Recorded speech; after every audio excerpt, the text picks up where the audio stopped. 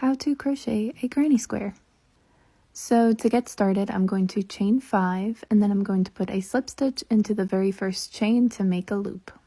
Once I have that loop, I'm going to chain 3 to start my row, and then I'm going to put 2 more double crochet into the center of the circle. After that, I am going to chain 2, and that'll indicate the first corner, and then I'm going to put 3 more double crochet into the center.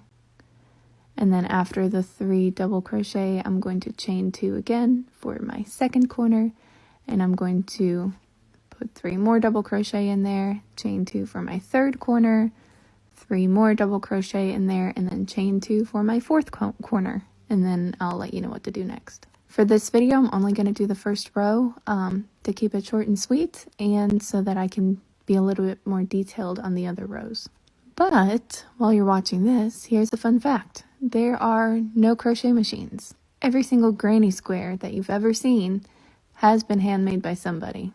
So here I'm going to slip stitch on top of the chain 3. The chain 3 there is considered a stitch, the first double crochet of the round, and that's round 1. It still looks like a circle, but eventually it'll square out into the corners. I'll put part 2 in the comments. And here's row 2 of the granny square. I finished row 1 by slip stitching on top of the chain 3, and now I'm going to slip stitch 3 more times until I get to that first gap, and this is where I'm going to start building the corners. So I'm going to chain 3 and then add 2 more double crochet into the gap, and then once I have my 2 double crochet, I'm going to chain 2 and put 3 double crochet into the same gap. The chain 3 at the beginning there does count as a stitch, so it's 3 double crochet, 2 chains, and 3 double crochet for 1 corner. In between the corners, I'm going to chain 1, and then I'm going to put another set of 3 double crochet, 2 chains, and 3 double crochet into the next gap. And that'll be my second corner. Corners 3 and 4 are worked exactly the same way, with a chain in between the corners, and then 2 chains at the center of the corner. And while I'm working my way around, I figured I could share some fun facts about the granny square. So the original granny square appeared as early as 1891, and it was so popular in the US that in Europe it was actually considered American crochet for a while. It's the most commonly recognized crochet pattern, and that's because it is very easy to work. It's very versatile. You can make it into blankets or clothing or pillows. You can use any size yarn, any size hook, and it's a fun way to experiment with colors, sizes. You can make a bunch of little tiny granny squares and sew them together, or you can make one giant granny square. It works up very quickly. You don't have to use a lot of yarn, which means it's also very cheap. And there is no machine to do it. So every time you see a granny square or anything crocheted, it's always been handmade.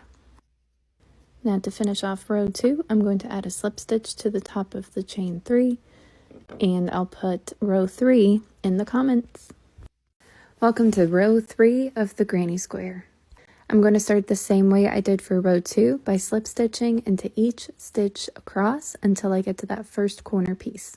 Once I'm in the corner, I'm going to chain 3 for my first double crochet, add 2 more double crochet, chain 2 for the corner, and then add 3 more double crochet for my first official cluster. After that cluster, I'm going to chain 1 and then add 3 double crochet into the chain 1 space of the previous row. And that will be my first side piece. Once I finish my last double crochet there, I'm going to chain 1 and work another corner piece with 3 double crochet, 2 chains, and 3 double crochet all into the same gap. And that is it. The granny square is really just a combination of double crochet clusters and chains to separate them. This is the most basic way to do it, mostly because you can practice working in the round. You can practice your double crochet and work on that muscle memory, and you don't have to worry about counting anything past 3. So you don't have to count all the stitches in your rows to make sure you're not dropping any. You don't have to count gaps or negative space. You're really just working sets of 3 double crochet into gaps and chaining in between. I think for beginners, it's often difficult to find a pattern or a design that is truly beginner friendly. And this is definitely one of those. As long as you understand how to do a double crochet and a chain, you are good to go. You can also decide if you want to make a bunch of little squares and then sew them together into a blanket, or you can just make one giant granny square and that can be your blanket. I'm using blankets as an example because they're usually the first thing people try to make. But granny squares are a lot more versatile than that because you can also turn them into pillows, coasters, sweaters, t-shirts, bags, purses, whatever you like. And now here I am at my last cluster. And once I finish the last double crochet, I'm going to slip stitch into the top of the chain 3 that I did at the beginning of the row. And there we go. That's what it looks like. I'm going to stretch it out a little bit so that the corners actually look like corners. And that's it.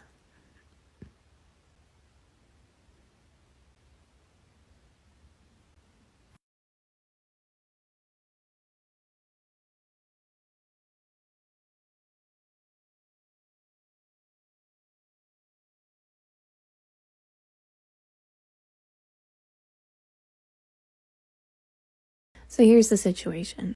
You just finished your first granny square. You followed the pattern to a T. It looks like a granny square. But now you're wrapped up in your blanket on the couch and you're noticing that your fingers and your toes are getting stuck in the holes.